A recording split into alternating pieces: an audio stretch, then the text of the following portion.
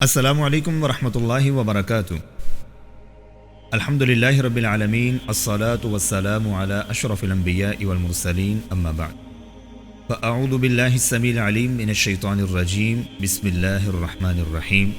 ذلک ومن يعظم شعائر اللہ فإنها من تقوى القلوب، صدق اللہ العظیم۔ ناظرین، ہمارے جو اسلامی احکامات ہیں، جو ہمارے شاعر ہیں، اللہ رب العزت کی قربت کا ذریعہ بنتے ہیں جب ہم ان پر عمل کرتے ہیں اور صرف اللہ کی خاطر عمل کرتے ہیں۔ لیکن دن بدن ہر آنے والا دن جو ہے، امت مسلمہ جو ہے، مسلمان جو ہیں، وہ روایات کے قائل ہوتے جا رہے ہیں اور احکامات کے اندر اللہ کے شاعر کی تعظیم کرنے کے اندر اللہ کی قربت مقصود کم ہوتی ہے، اور روایت کو پورا کرنا، رواج کو پورا کرنا اور ایک کارروائی کو مکمل کرنا یہ زیادہ ہمیں نظر آتا ہے۔ جیسے قربانی ایک بہت بڑی سنت ہے جو سالہ سال سے چلتی آ رہی ہے، مسلمان اس کو پورا کرتے ہیں، پورے جوش و خروش کے ساتھ پورا کرتے ہیں۔ لیکن ہر سال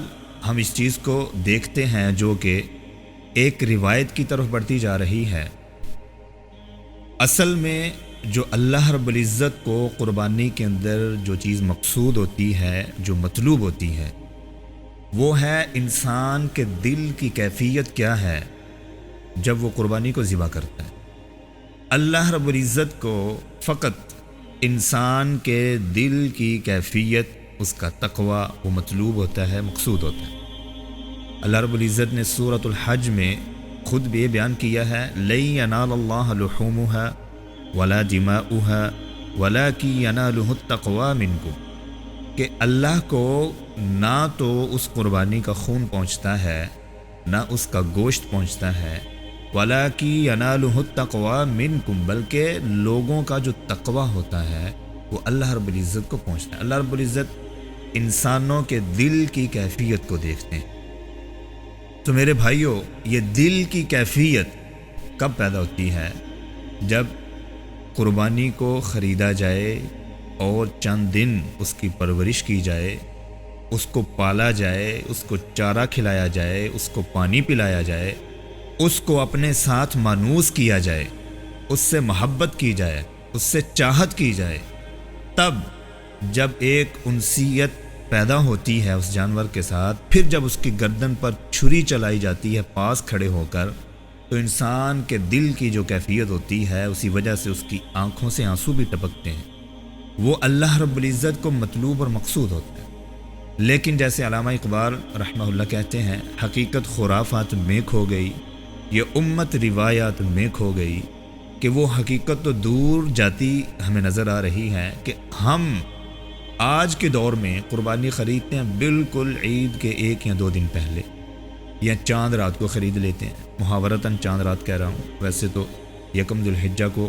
چاند طلوع ہو جاتا ہے، لیکن وہ چاند رات کا بکرا خریدا ہوا، میرے بھائیوں دوستو، رات کو لا کر صبح اس کی گردن پر چھری چلا دی جائے، تو وہ کون سی کیفیت ہے جو ہمارے دل میں پیدا ہوگی، جو ہم اپنے اللہ کو دکھائیں گے، اس کو پہنچائیں گے؟ وہ کون سی کیفیت ہو؟ یہ تو ایسے ہی ہے جیسے بندہ عام دنوں میں کسی قصائی کی دکان پہ جائے اور پاس کھڑے ہو کر اسے کہیں کہ یہ بکرا ذبح کر کے ہمیں دے دے، گوشت کھانے کے لیے گھر لے آئیں۔ آج ہم وہی کام کرتے ہیں۔ یہ بات سمجھنے کے قابل ہے۔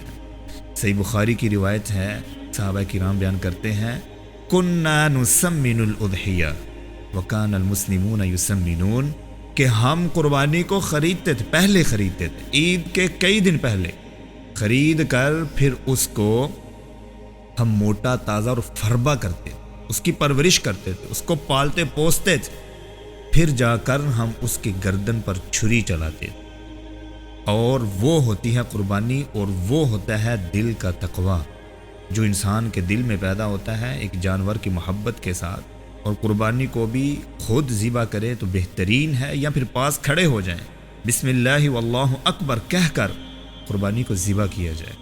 اس روایت کو، اس کارروائی کو پورا مت کریں۔ قربانی کو کم از کم ہفتہ 10 دن تو پہلے خریدیں، اس کی پشت پر ہاتھ پھیریں.